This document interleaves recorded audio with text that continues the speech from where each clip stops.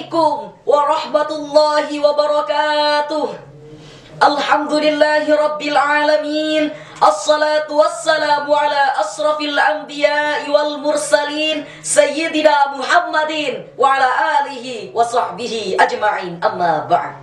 Dewan Hakim yang arif dan bijaksana, hadirin sebangsa dan setanah air yang kami cinta, marilah kita memanjatkan puji syukur atas kehadirat Allah Subhanahu wa Ta'ala yang telah melimpahkan rahmat dan hidayahnya kepada kita semua. Salawat beserta salam marilah kita sanjungkan kepada Nabi kita tercinta, Nabi yang membawa perubahan zaman dari kegelapan jahiliyah menuju cahaya Islam yang penuh dengan keselamatan.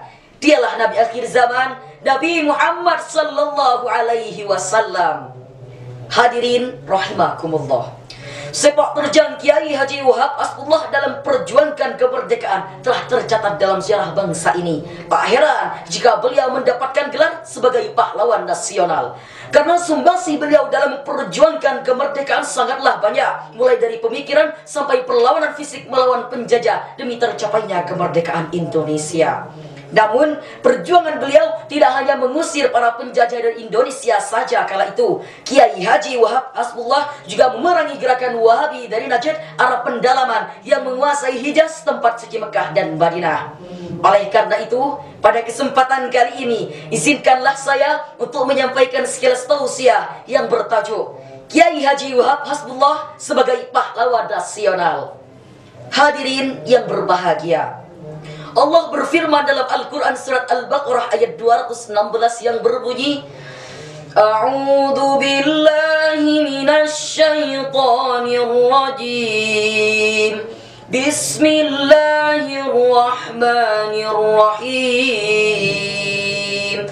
Kutiba alaikumul qital wa huwa kurhun lakum wa asa an takrahu syai'an wa huwa khairun lakum wa asa an tuhibbu syai'an wa huwa syarrun lakum wallahu ya'lamu wa antum la ta'lamun. Artinya, diwajibkan atas kamu berperang, padahal itu tidak menyenangkan bagimu, tetapi boleh jadi kamu tidak menyenangi sesuatu padahal itu baik bagimu, dan boleh jadi kamu menyenangi sesuatu padahal itu tidak baik bagimu. Allah Maha mengetahui sedangkan kamu tidak mengetahui. Ayat tersebut dijadikan pedoman oleh Kiai Haji Wahab Asbullah untuk turut mengusir para penjajah. Kiai Haji Wahab Asbullah sangat geram menyaksikan penindasan yang dilakukan kepada rakyat Indonesia. Beliau tidak tega melihat kondisi bangsanya yang mengalami kemerosotan hidup yang mendalam, kurang peroleh pendidikan, mengalami kemiskinan, serta keterbelakangan. Melihat kondisi tersebut, pada tahun 1916 beliau mendirikan organisasi pergerakan yang dinamai dengan Nahdlatul Wathon atau Kebangkitan Negeri. Tujuannya ialah untuk membangkitkan kesadaran rakyat Indonesia. Kemudian untuk mengkuatkan pergerakan tersebut, pada tahun 1918 beliau mendirikan Nahdlatul Tujjar atau Kebangkitan Saudagar sebagai pusat penggalangan dana bagi perjuangan pengembangan Islam dan kemerdekaan Indonesia. Kiai Haji Hashim Asy'ari memimpin organisasi ini, sementara Kiai Haji Wahab Asbullah sebagai sekretaris dan bendaharanya. Kiai Haji Wahab Asbullah lalu membentuk kelompok diskusi Tasfirul Afkar atau pergolakan pemikiran di Surabaya pada tahun 1919. Kebebasan berpikir dan berpendapat yang dipelopori oleh Kiai Haji Wahab Asbullah dengan membentuk Tasfirul Afkar merupakan warisan terpentingnya kepada kaum muslimin Indonesia. Beliau mencontohkan kepada generasi penerusnya bahwa prinsip kebebasan berpikir dan berpendapat dapat dijalankan dengan nuansa keberagaman yang kental dan pastinya dapat memecahkan suatu permasalahan. Hadirin yang berbahagia, kemudian beliau atas izin Kiai Haji Hashim Asy'ari juga memprakarsai pembentukan Komite Hijaz pada tanggal 31 Januari 1926 untuk menyikapi persoalan mazhab Wahabi di Arab Saudi.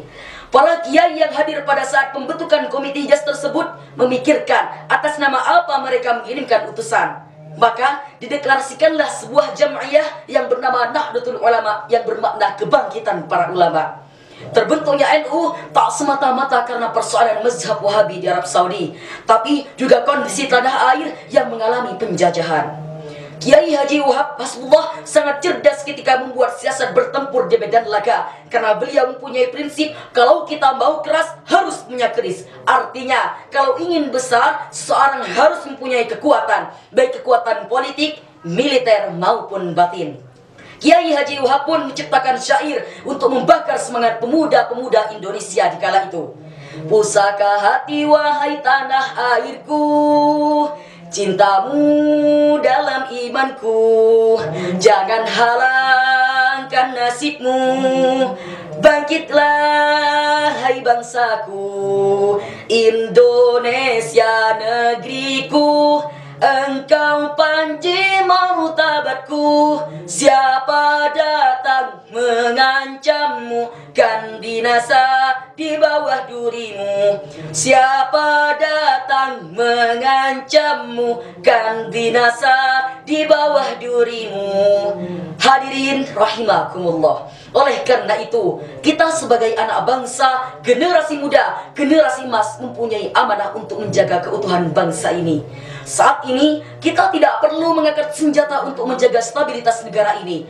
Belajar dengan tekun dan menorehkan prestasi merupakan kewajiban bagi kita. Sebagaimana Kiai Haji Wahab Hasbullah yang menimba ilmu, mulai dari belajar kepada ayahnya hingga ia harus menuntut ilmu di negeri Arab dan menorehkan prestasi yang membanggakan bagi bangsanya.